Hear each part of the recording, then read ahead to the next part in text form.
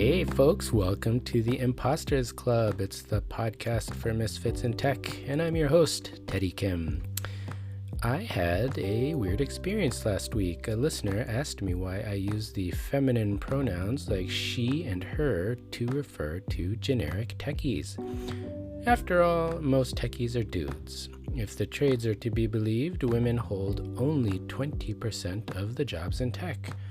So, why refer to generic techies as she? Haven't you even heard of the Sapir-Whorf hypothesis? Duh. Or as my daughter would say, obviously. It's actually not obvious at all.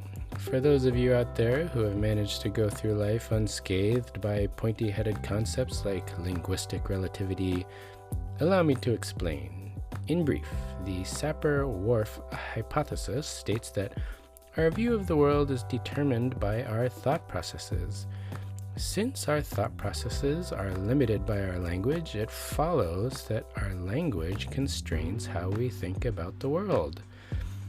Lots of people think linguistic relativity is a crock generally, and many people have criticized the Sapir-Whorf hypothesis specifically, and yet, I think there's something to it. Let me tell you a story. Back in the 90s, I went to law school. My first day as a 1L, I was struck by something very peculiar. All of my law school professors would use feminine pronouns to refer to generic lawyers. In other words, they always used she and her to refer to non-specific lawyers, as in, quote, a lawyer must vindicate the trust a client puts in her, unquote. In 1995, this was a very unusual practice outside of law school, and yet it was consistently applied by the entire law school staff. All of my professors, from the 30-something female civil procedure professor to the 70-year-old male evidence professor, used she and her to refer to generic lawyers. Over the course of my first year in law school, I noticed that I had picked up this practice, and by the time I graduated, it no longer seemed strange or unusual to refer to generic lawyers as she. So what happened here? Well, not surprisingly, my law professors understood the profound power of language. They understood that the language we use can perpetuate norms or obliterate them. For those who doubt, consider this. When I entered law school in 1995, the percentage of first-year female law students was 44.6%. By the time I graduated in 1997, the percentage of female first-year law students was 46%. 20 years later, in 2017, the percentage of female first-year law students was 51%. And today, the overall percentage of female lawyers is 60%. Now, let's take a look at tech. In 1984, 37% of computer science majors were women. Wow! Well, in 2014, only 18% of women majored in computer science.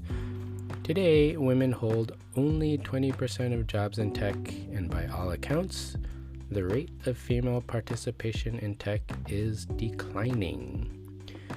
Well, I'm a dude, or so I've been told. Why should I care about underrepresentation of women in tech? Is this whole podcast just some sort of elaborate virtue signaling?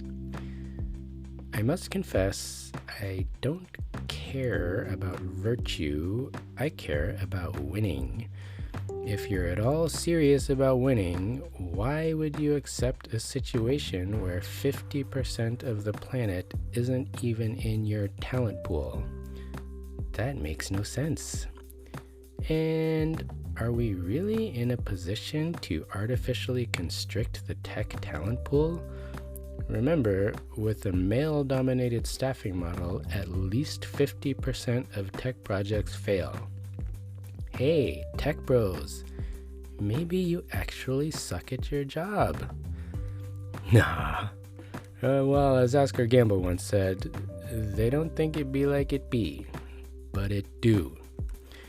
And that brings me to a troubling question. Where are the grown-ups in tech? Why are tech's putative thought leaders still hemming and hawing? Why are we having worthless debates about nothing burgers like the James Damore memo? Are you kidding me right now? Dude, we are in competition with other industries for the best people. Not the best male people, the best people.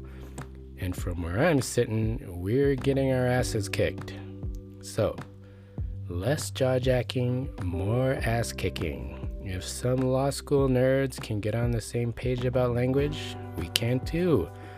If the legal profession can fundamentally reshape itself in 2 decades, we can too. Adopting inclusive language isn't a panacea, but it's a good start. What do we have to lose? What do we have to lose? The show notes for this episode are available at impostersclub.io. Check it out. Feel free to leave me a comment and mingle with other imposters just like you. impostersclub.io.